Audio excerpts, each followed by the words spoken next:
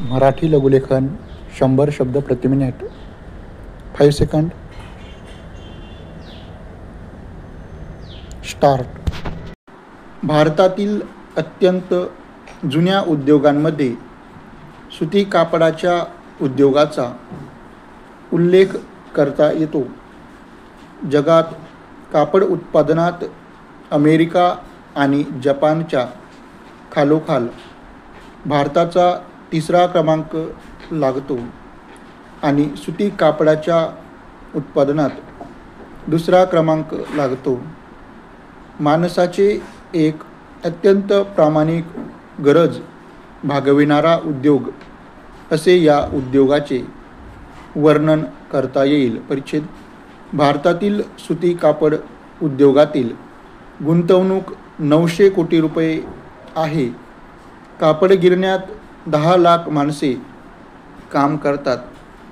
कापसाच्या लागवडीमध्ये आणि वितरणामध्ये गुंतलेल्या माणसांचा विचार केला तर 1.5 कोटी माणसांना कापड उद्योगामुळे रोजगारी मिळते असे म्हणायला हरकत नाही. दरवर्षी 300 कोटी रुपये किमतीचा कापूस आपल्या कापड गिरण्यांना लागतो. परिच्छेद.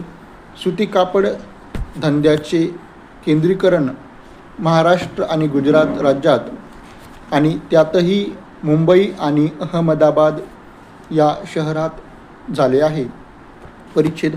या मागोमाग कोईमतूर, कानपूर, मद्रास, मदुराई, दिल्ली, बंगळुरू आणि कलकत्ता या शहरातही कापडाच्या गिरण्या निघाल्या आहेत. परिच्छेद. 1974 साली भारतातील गिरण्यांची संख्या 695 होती. त्यानंतर त्यात विशेष भर पडलेला नाही. भारतातील कापडाची निर्यात वर्षाला 40 कोटी मीटर आहे. भारतातील दर माणसी कापडाचा वापर वर्षाला 2.5 किलो एवढा आहे. अमेरिकेत दर माणसी कापडाचा वापर वर्षाला 16 किलो आहे. कापडाबरोबर कापड गिरण्यांना लागणारी यंत्रसामग्री आता भारतात तयार होते. कापूस पिकविण्याच्या क्षेत्रफळाच्या बाबतीत भारताचा जगात 1ला क्रमांक लागतो. जगातील कापूस पिकविणाऱ्या एकूण जमिनींपैकी 26.1% जमीन भारतात आहे. पण आपले कापसाचे उत्पादन मात्र जगाच्या उत्पादनाच्या फक्त 10% आहे.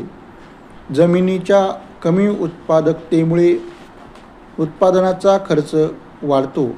शिवाय भारतात तयार होणाऱ्या कापसाचा दर्जा तितकासा चांगला नाही. लांब धाग्याचा कापूस अद्यापही आपल्याला इजिप्तमधून आयात करावा लागतो आणि त्याकरिता वर्षाला 75 ते 100 कोटी रुपयांचे परकीय चलन खर्च करावे लागते. परिच्छेद. आपल्या बहुसंख्य कापड गिरण्यांतील यंत्रसामग्री 50 वर्षाहून अधिक जुनी आहे. अतिवापरामुळे ती झिजलेली आहे. अनेक वेळा यंत्रे बंद पडतात.